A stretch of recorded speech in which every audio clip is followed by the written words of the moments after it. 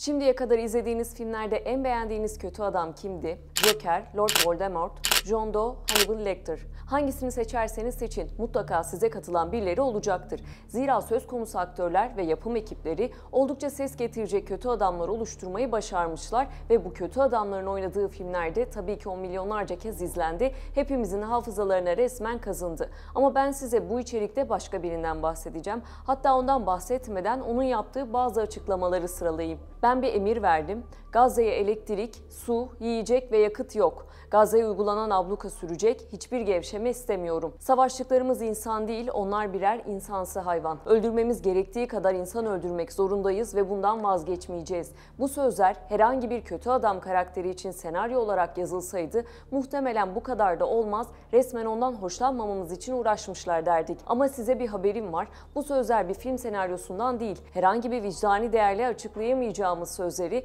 İsrail Savunma Bakanı Yoav Gallant söyledi. Evet, bizzat söyledi, kameralara karşı söyledi, tüm dünyada duydu. Kendisi İsrail ve Hamas arasındaki çatışmalarda en kritik rollerden birine sahip. Yıllarca en üst rütbelerde çok sayıda önemli kararın altına imza atan oydu. Profilde bu kez Yoav Gallant'ı masaya yatıracağım. Ben Kübra Akçelik, Profil başlıyor. Ancak son birkaç saniyenize ihtiyacım var. GZT sosyal medya ekibiyle yaptığımız toplantıda Yoav Gallant profili yapmaya karar verdikten sonra resmen akademik ve haber kaynaklarını yoğun bir şekilde taradığım çok hızlı bir süreç başlattım. Üstelik kaynakların büyük bir kısmı İbraniceydi. Ancak bir şekilde hallettim. Tüm bilgileri teyit edip anlaşılır bir akış oluşturmaya çalıştım. Siz de ben ve oldukça genç GZT ekibi için kanalımıza abone olup videolarımızı beğenirseniz çok mutlu oluruz. Teşekkür ediyorum ve şimdi başlıyorum. Yoav Gallant 8 Temmuz 1958'de İsrail'de doğdu. Tel Aviv'de büyüdü. Annesi Fruma Polonyalı Yahudi göçmen. Çocukluğunda Amerika Birleşik Devletleri'nde inşa edilmiş paket buharlı bir gemi olan Exodus'a katılmış. Holokost'tan sağ kurtulan biri. Holokost, Nazi Almanyası döneminde işgal edilen sınırlar içerisinde yaklaşık 6 milyon Yahudinin sistemli bir şekilde öldürüldüğü soykırım. Diğer Exodus mültecileriyle birlikte İngilizler tarafından Hamburg'a sınır dışı ediliyor ve 1948'de İsrail'e geliyor. Mesleği ise hemşirelik. Babası Michael, Ukrayna ve Belarus ormanlarında partizan olarak Nazilerle savaştığı biliniyor. 1948'de de İsrail'e göç etmiş. 1948 Arap-İsrail Savaşı'nda Samsunlu Tilkileri Birliği de dahil olmak üzere Givati Tugayı'nda görev yapmış. İsrail Savunma Kuvvetleri'ndeki en iyi keskin nişancılardan biriydi. Michael Gallant, Gazze'nin 27 kilometre kuzeyinde bulunan bir köy olan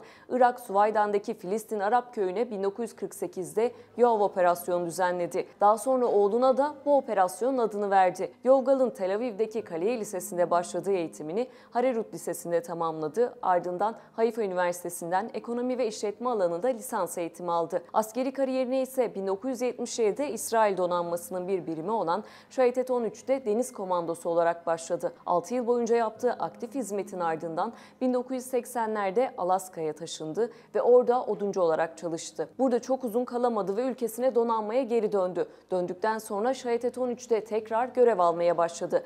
1994'te buranın komutanlığını aldı. Böylece Gallant'ın silahlı kuvvetlere vereceği hizmetler artmaya devam edecekti. Şayetet 13'ün komutanı olarak 3 yıl görev yaptıktan sonra Gazze Tümeni'nin komutanlığına yükseldi. Ayrıca yedek 340 zırhlı tümeneyi de komuta etti. Yıllar geçiyor, Gallant da yeni görevlere atanıyordu. 21 Ekim 2010'da İsrail Savunma Kuvvetleri Gazze şeridinde Hamas'a karşı dökme kurşun operasyonuna başladı. Bu operasyon sonrası sahadaki rolü ve operasyonun başarılı olması ona Genelkurmay Başkanlığı için de yardımcı olmuştu. Ama işler onun istediği gibi de gitmedi. Operasyona katılanlar Gallant'ın dökme kurşun operasyonunda uluslararası hukuku ciddi şekilde ihlal ettiği ve savaş suçları işlediğinden şüphelendiğini ve bu durumun araştırılmasını, bu sebeple onun Genelkurmay Başkanı olarak atanmasını istemedi. 22 Ağustos 2010'a geldiğimizde Savunma Bakanı Ehud Barak, Gallant'ı İsrail Savunma Kuvvetleri'nin 20. Genelkurmay Başkanlığı görevine adaylığını hükümete sundu. Aslında o zaman terfi alması bekleniyordu.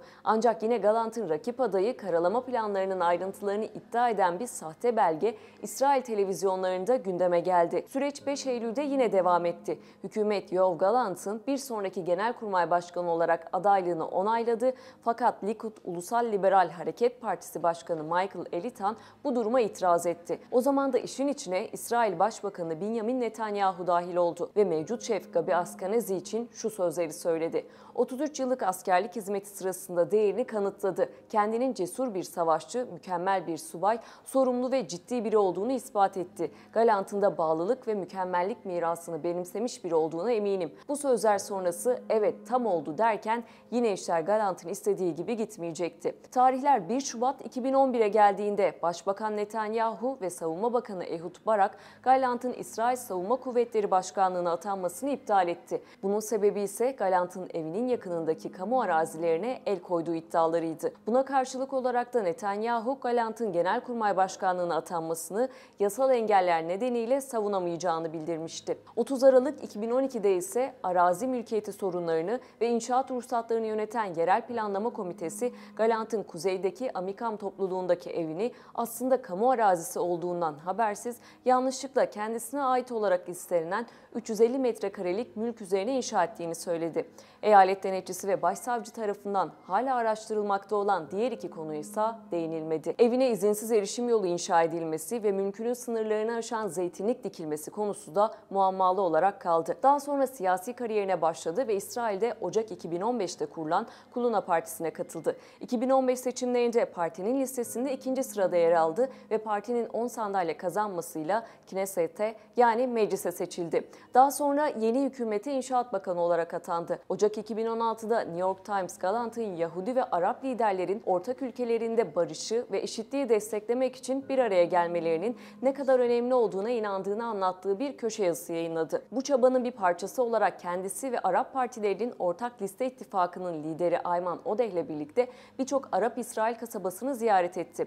Birlikte İsrail ile Arap topluluklarının karşılaştığı zorlukları ilk elden inceledik, böylece çözümler üretebildik diye belirttiği açıklamaları da o zamanlar oldukça dikkati çekmişti. Takvimler 31 Aralık 2018'i gösterdiğinde ise Galant Likud Partisi'ne katıldı. Bunun için Kulanu Partisi'ndeki mevcut görevi Konut ve İnşaat Bakanı görevinden ayrıldı. Bu yeni partideki görevi ise Aliyah ve Entegrasyon Bakanlığı oldu. Bu bakanlık İsrail hükümetine bağlı göçmenlere yardım eden bir bakanlık olarak biliniyor. 2020'de ise Savunma Bakanı olarak atanarak İsrail hükümetine katıldı.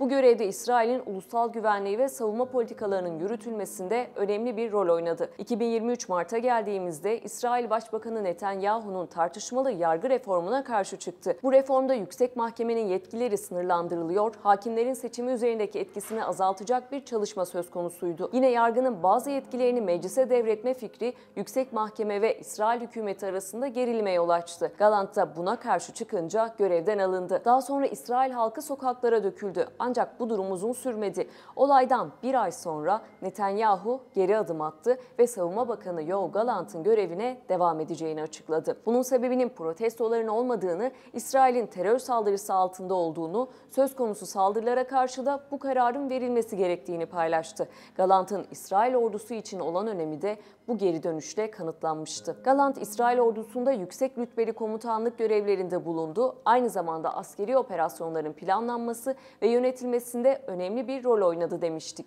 Burada özellikle Gazze şehrindeki askeri operasyonlar sırasında kilit bir figür olarak tanındığını da belirtelim. 9 Ekim'de Gazze'ye tam bir kuşatma uyguluyoruz. Elektrik olmayacak, yiyecek olmayacak, su olmayacak, yakıt olmayacak, her şeyi kapatıyoruz. Biz hayvanlaşmış insanlarla savaşıyoruz ve buna göre de hareket edeceğiz sözleriyle bir soykırım istediğini kesin bir dille açıklamış oldu. Birleşmiş Milletler Soykırım Sözleşmesi'ne baktığımızda İsrail şu anda soykırım tanımına giren 5 eylemin 3'ünü Gazze'de fiilen gerçekleştiriyor. 1. Belli bir grubun üyelerinin öldürülmesi. 2. Belli bir grubun üyelerine ciddi anlamda bedensel ya da zihinsel zarar verilmesi. 3. Belli bir grubun fiziksel olarak tamamen ya da kısmen yok olmasına yol açacak yaşam koşullarının kasıtlı olarak sınırlandırılması. Maalesef saydıklarımın tamamı Gazze'de yaşanıyor. Bu emri veren sivil halkın hayatını kaybetmesine sebep olan Yoav Galant açıkça Gazze'deki Filistinlilere ölümcül bir şiddet uyguluyor ve onları katlederek, aç bırakarak, su kaynaklarını keserek ve hastaneleri bombalayarak sistematik ve planlı bir yok ediş peşinde. Pek çok ülkenin bu soykırıma verdiği tepkiler gün geçtikçe artıyor. İsrail kara saldırısını gündeme getirirken garantör ülkelerin araya girmesiyle bir anlaşma olup olmayacağı merak konusu. Son olarak videoyu bitirirken izleyecekleriniz de maalesef Yoav Galant'ın verdiği karar sonucu orada yaşayan sivil halkın ne kadar zor şartlarda olduğunun tarihe yazılışı.